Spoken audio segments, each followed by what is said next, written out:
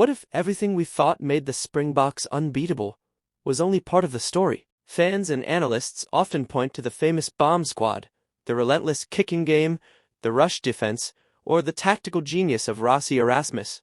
But those are only the visible pieces of a much bigger puzzle. The true superpower of South African rugby is something far less measurable, yet far more powerful.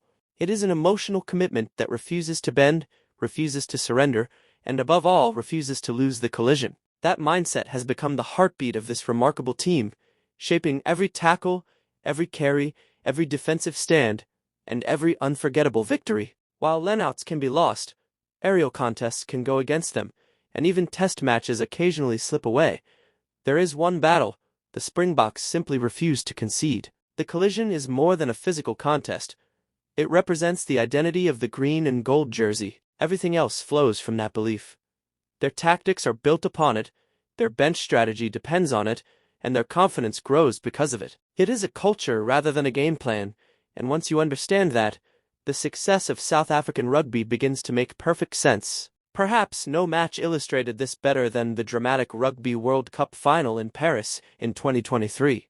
On one of the biggest stages the sport has ever seen, South Africa produced a defensive performance that will be remembered for generations. The Springboks completed an astonishing 209 tackles, the highest total ever recorded by a team in a men's Rugby World Cup final. Remarkably, they already owned the previous record with 158 tackles against England in the 2019 final, meaning the two greatest defensive efforts in World Cup final history both belong to South Africa. Most teams design tactics specifically to avoid making that many tackles because it usually means spending too much time defending. Yet the Springboks embraced the challenge, absorbed relentless pressure, and still emerged as world champions. It was not simply about surviving. It was about proving that resilience can become a weapon. At the center of that incredible display stood Pieter Steph du Toit, who delivered one of the greatest individual defensive performances ever witnessed in international rugby.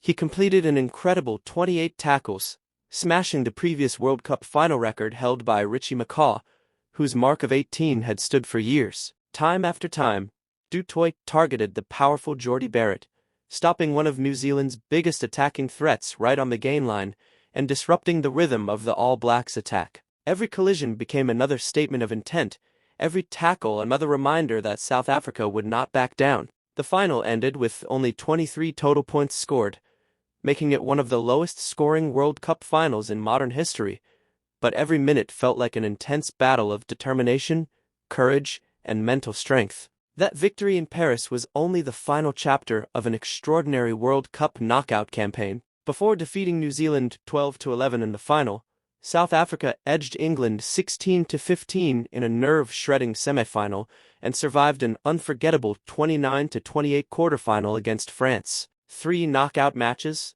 3 victories by a single point, and one historic achievement as the first nation ever to win every match of a Rugby World Cup knockout campaign by the narrowest possible margin. Each opponent presented completely different tactical challenges, yet the outcome remained the same because the Springboks never abandoned their identity. Their kicking game adapted, their attack evolved, and their set piece varied, but their commitment to winning the physical battle never changed. Reflecting on those unforgettable victories, Pieter Steph du Toit famously joked that the team simply liked drama.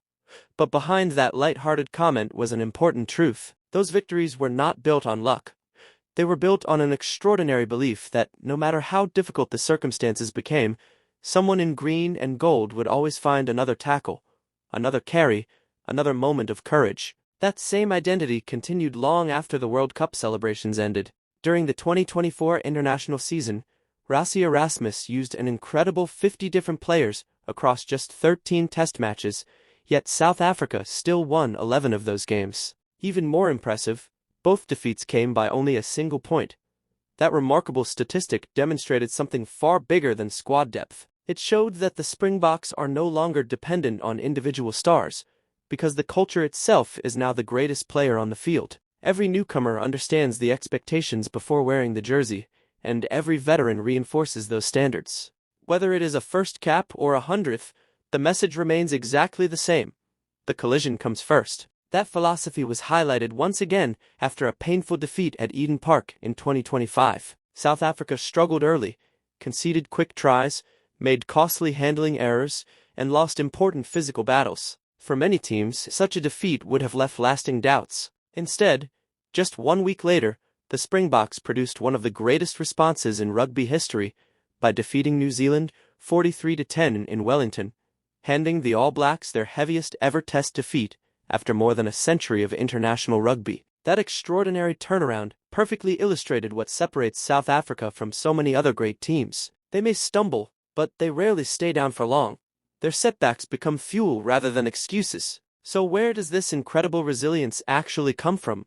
The answer reaches far beyond rugby tactics or fitness programs. South Africa is one of the most culturally diverse nations in the world, officially recognizing 12 languages, including isiZulu, isiXhosa, Afrikaans, English, and South African Sign Language, while many more languages and traditions continue to shape the country's identity. Generations of different histories, backgrounds, and experiences come together every time the Springboks wear the green and gold jersey. That diversity could have divided them, yet instead, it has become one of their greatest strengths. Players from every corner of the country unite behind one purpose, creating a bond that extends well beyond the rugby field.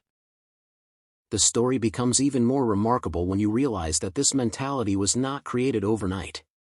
It has been forged over years of triumph, heartbreak, criticism, and constant evolution.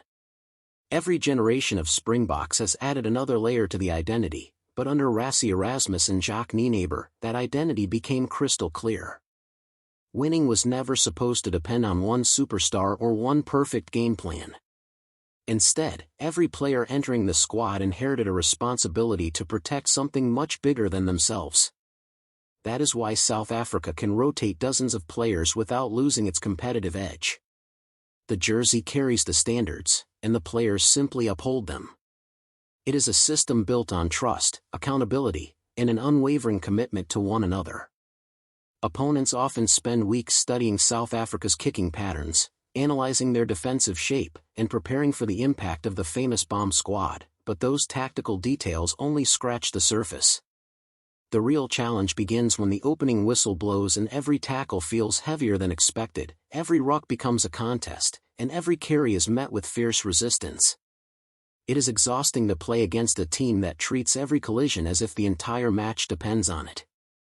That relentless physical pressure gradually forces mistakes. Passes become rushed, kicks lose accuracy, decision-making suffers, and confidence slowly disappears. By the final quarter, many opponents are no longer executing their own game plan. They are simply trying to survive. That psychological effect is one of the greatest weapons in South African rugby. The Springboks do not merely beat teams physically, they convince them that nothing will come easily for 80 relentless minutes. Even when South Africa trails on the scoreboard, there is remarkably little panic within the squad. That calmness has become one of their defining characteristics. They understand that rugby matches are rarely won in the opening 20 minutes. Instead, they trust that if they continue dominating the physical exchanges, opportunities will eventually arrive. Time and again, that patience has paid off. Throughout their recent successes, the Springboks have shown an extraordinary ability to finish matches stronger than they started them. Fresh replacements arrive with the same intensity as the starting lineup, ensuring the team's physical standards never drop. Rather than offering relief to exhausted opponents, the bench often creates an entirely new wave of pressure. It is one reason why South Africa has developed a reputation for producing dramatic finishes. They remain composed while others begin to fade. Confidence grows because every player knows the system will continue functioning regardless of who is on the field. This culture has also transformed individual players into leaders. Veterans willingly mentor younger teammates, passing on not only technical knowledge but also the emotional expectations that come with wearing the famous green jersey. New players quickly discover that earning a Springbok cap is only the beginning. Maintaining the standards established by those who came before is the real challenge. Every training session reflects that mindset. Every tackle in practice matters because habits formed during the week become habits displayed on match day. It is an environment where excellence becomes normal rather than exceptional. That culture explains why so many players appear to improve after entering the Springbok system. They are surrounded by teammates who refuse to accept shortcuts and coaches who constantly reinforce the team's collective purpose. Around the rugby world, admiration for South Africa continues to grow. Rival coaches regularly acknowledge that preparing for the Springboks requires far more than tactical planning. It demands emotional resilience. Teams know they will be tested physically from the opening kickoff until the final whistle. Few sides can maintain that level of intensity for the entire match, and even fewer can match South Africa's belief when the game enters its decisive moments. History repeatedly shows that close contests often favor the Springboks because pressure rarely changes who they are. Instead, pressure reveals exactly what they have spent years building. That consistency has become the hallmark of a champion team. Looking ahead, the greatest challenge facing the Springboks may not be defeating their rivals but maintaining the extraordinary standards they have created. Success naturally brings higher expectations, yet this group appears determined to embrace that responsibility rather than fear it. Young stars continue emerging, experienced leaders continue setting the example, and the coaching staff remains committed to evolving without compromising the team's identity. Tactical innovations will undoubtedly continue, new combinations will be tested, and different players will step into the spotlight, but the foundation seems unlikely to change. As long as the Springboks continue treating every collision as a statement of pride and every jersey as a symbol of unity, they will remain among the elite forces in international rugby. Ultimately, statistics, trophies, and historic victories tell only part of the story. The deeper truth is that South Africa has built something far more enduring than a winning formula. They have created a culture where courage is expected, sacrifice is celebrated, and resilience becomes second nature. That is why the Springboks continue to inspire millions, frustrate opponents, and define an era of world rugby. Their greatest superpower cannot be measured on a scoreboard or captured in a tactical diagram.